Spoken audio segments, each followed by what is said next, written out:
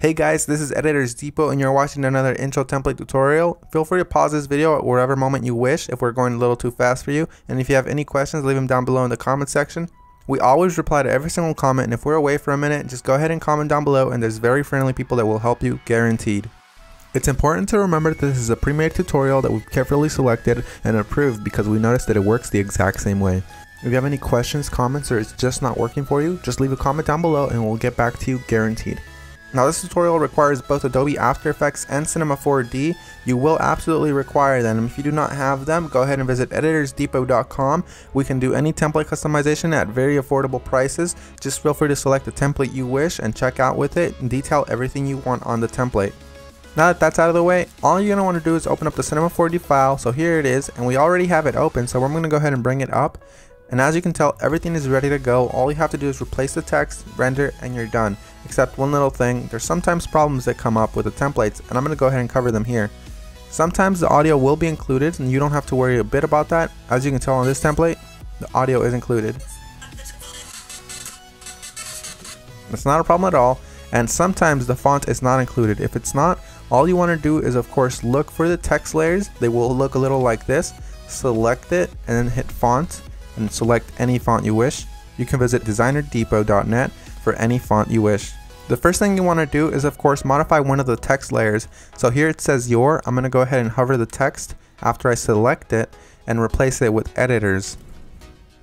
I'm going to do the same thing for the second layer behind that one. I'm going to hover the text and write editors. Now that that's done, I'm going to go ahead and render preview. And as you can see, it says editors, everything is 100% fine. You do the exact same thing for the bottom layers. I selected both at the same time. I'm going to replace it with Depot. Once I go ahead and render preview, it looks amazing and I'm happy with it. I'm 100% happy with the colors because it's red and Editors Depot is red, but if you're not happy with the colors, you can simply come down below, double click it, and make any modifications you wish. Whether it's make it green, make it blue, or blend it all together and make a little purple. I'm going to go ahead and keep it this way, and I'm going to go ahead and go to my render settings now. Once you're in the render settings, you're going to want to make sure that your width and height is set to 1920 x 1080 if you have a very good computer or decent computer and you have time. If you have a slow computer and you probably don't have that much time, you make sure you set it 1280 by 720. You want to make sure you tick all frames, and then you go to save. You make sure it has a PNG sequence for a faster render that does not reduce quality at all. And you want to make sure you select file here. Make sure you make a folder for this one render sequence that's alone and empty. Mine is template render, and I'm going to name my every single sequence render. You close that and you begin the render. While it finishes rendering, I'm going to go ahead and open up my Adobe After Effects file and go ahead and get started with that for you guys. As you can see, that says that there's two files missing, so I'm going to go ahead and find them for my computer. So I'm going to wait for it to load, and as you can see, it says here that the audio is missing.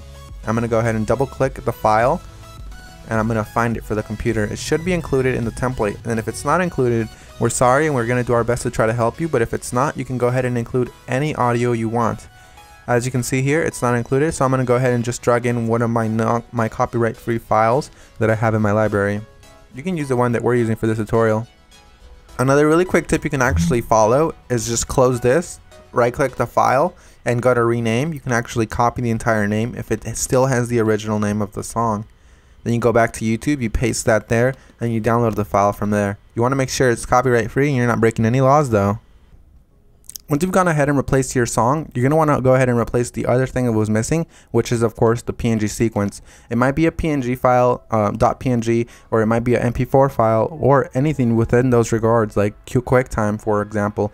You're going to go ahead and double click it and replace it with your render sequence. I'm going to select the first frame, scroll all the way down just to be safe, and select the last frame. You want to make sure you do the same thing, all while holding shift, so it selects every single one. You make sure you tick on sequence here where it says PNG sequence. You should have that option for Windows as well. You hit open and it will import every single one, and it'll make it look like a video. That makes your render much faster and it looks the exact same. So we're 100% done. Assuming you have every single one of the plugins required, you're 100% done, and if you don't, you're going to have a black screen similar to this. But if you do have a black screen similar to this, you're going to just want to make sure you troubleshoot it by turning off or turning back on whatever adjustment layers might be messing up your entire video. As you can see here, all of the adjustment layers, one of them within these messed up the entire render, so I'm going to go ahead and turn them on one by one. That one's fine, that one's fine. Oh, this one's the problem here. So you make sure you turn them back on, and you're done. So I had one layer that messed everything up, and that's because I do not have the correct plugin. You want to make sure you fix that, and you want to make sure you don't run into that problem again. And finish the composition by adding it to the media encoder queue. That pretty much summarizes our video, guys. I hope you all enjoyed it, and if you did, remember, drop a thumbs up if you liked it. Drop a thumbs up if you are a fan of us and you like what we're doing. And guys, we really appreciate every single one of you from the bottom of our hearts. We really appreciate every single one of you guys, whether you're liking this video, disliking, or you just left and you didn't even watch this tutorial, guys. Hope you all have an amazing day, and as always, this is Maurice. Visit EditorsDepot.com for any customization of templates, and have an amazing day. Take care, guys.